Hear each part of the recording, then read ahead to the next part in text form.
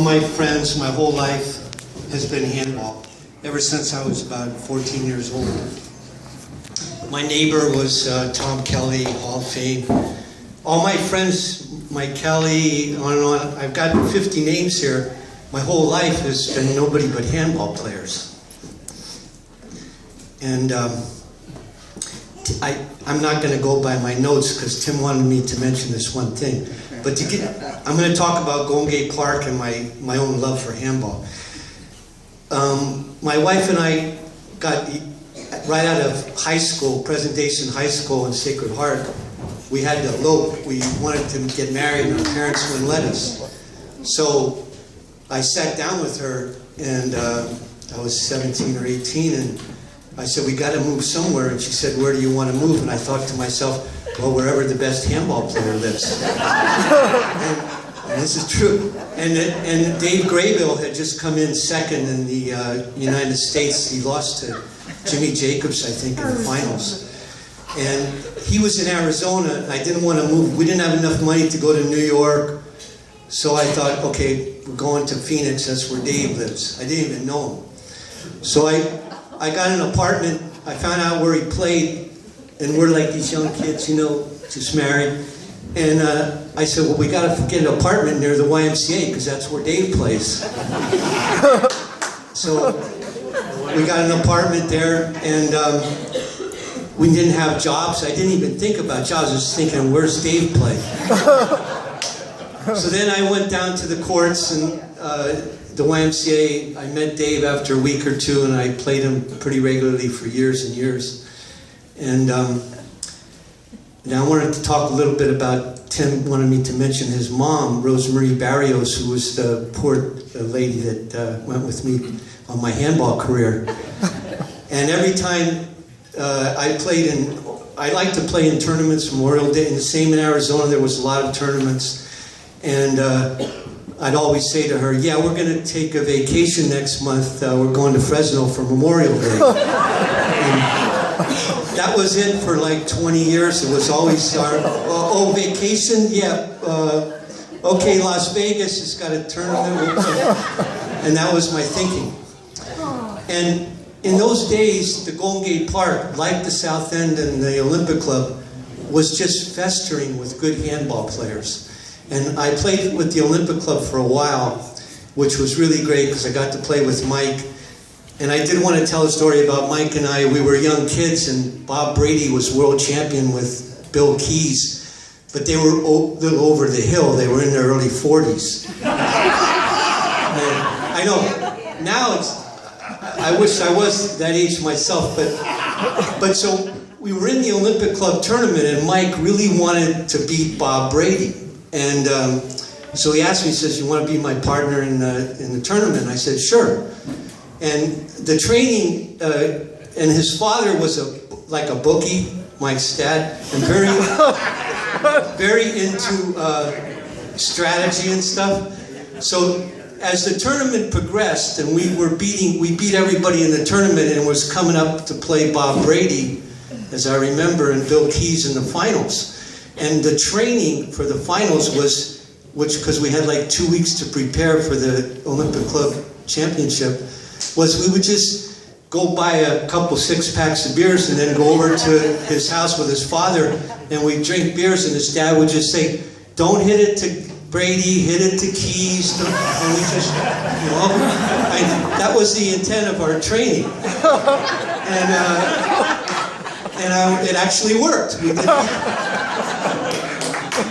And then, during the days of the Gongay Park, which I told Jay, I'm like a historian because I started there young at 16, and I knew all the guys from the 30s, the 40s, the 50s, the 60s, and I didn't know Al Baniway was so good. They just introduced me to him. He was away from handball for 30 years, and two of the old timers said, hey, there's this guy Al Baniway. He was, you know, really good, best, and I just figured he had some good player.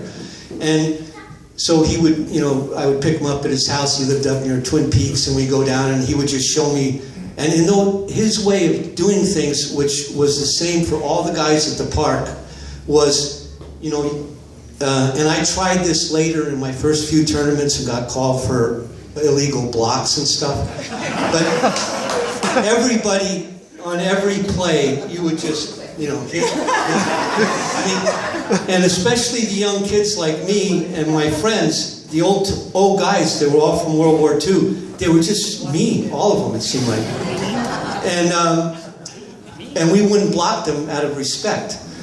But when I tried it in the tournaments, I had to get more subtle because they just would, hey, that's a block, that's a block. But at the park, it was just a very... So Tom Kelly knew Albany Way well. And Tom Kelly was called the boy wonder of handball at 16. And then he went into and fought in World War II. And all my mentors fought in World War II, the park guys. And when he was my next door neighbor, and his son was my best friend. So one day he brought me to the handball courts, and he started training me. And he was the same thing. I'm a 15, 16-year-old kid, 95 pounds. He's banging me, pushing me, cheating, and he's a great player. And he started training me, and he says, look, Mike, I'll start coaching you. And in those days, there was Raleigh's cigarettes. And you got a little coupon with the cigarette, and they gave you a coupon book. And Tom smoked 4 packs a day for his entire life, as far as I know, unless he stopped in his 60s, because I was in Arizona. Well, when I'd go over his house with my best friend Tom Kelly, he went to St. Ignatius, I went to Sacred Heart.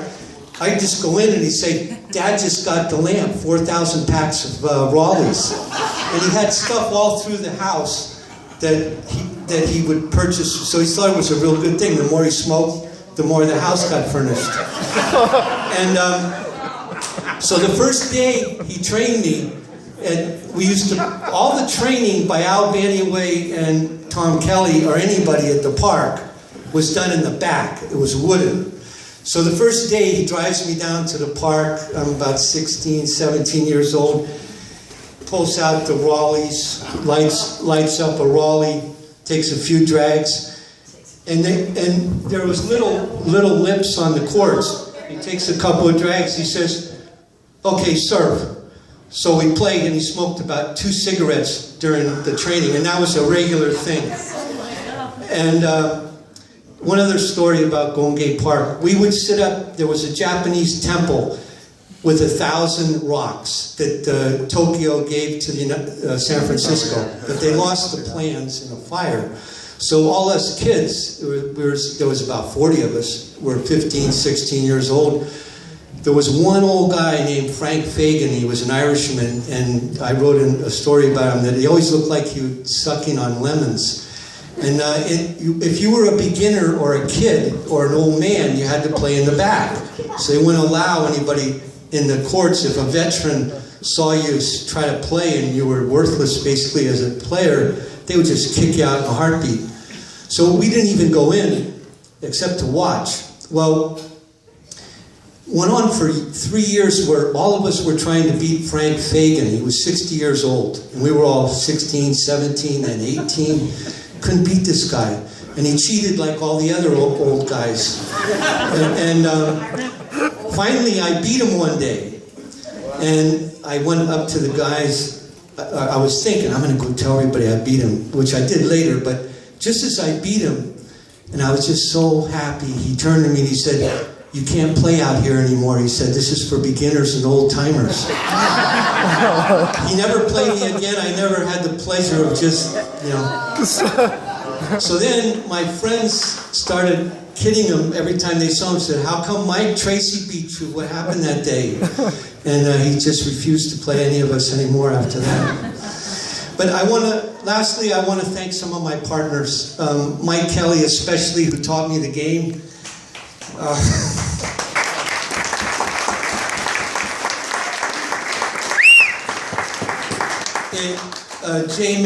Someone mentioned I was better than Mike. I would never pretend to be. I think he's the greatest.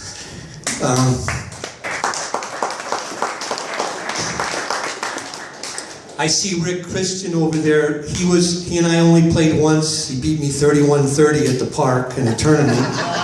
But I was glad to get 30 off him. I mean, he hit the ball so hard, harder than anyone I've ever seen in my life. Wow. And also, I wanted to thank Jerry Fagundes. He's not here, but he used to come to the park to play me with his one arm. And just out of spite, I would never hit it to his arm. He actually was better with the backhand. And I think he was the greatest handicapped player, or challenged athlete as they call nowadays. And I want to mention him. I played with Vince Brining, a great player. All my partners were really great. I played with Perucho, who was great. Mike Kelly and I, for 5 or 6 years, had the most fun ever just talking about whoever we were going to play.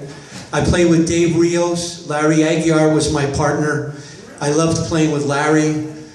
I played with Eddie Francis, who's here. I played with over 100, well, I tried to count up. I probably played with 500 players like all you guys. I read about the Duns and all their victories. And that's why I think handball is so special, because we make so many friends, because handball is so emotional when you get in the court. And you just bond with people.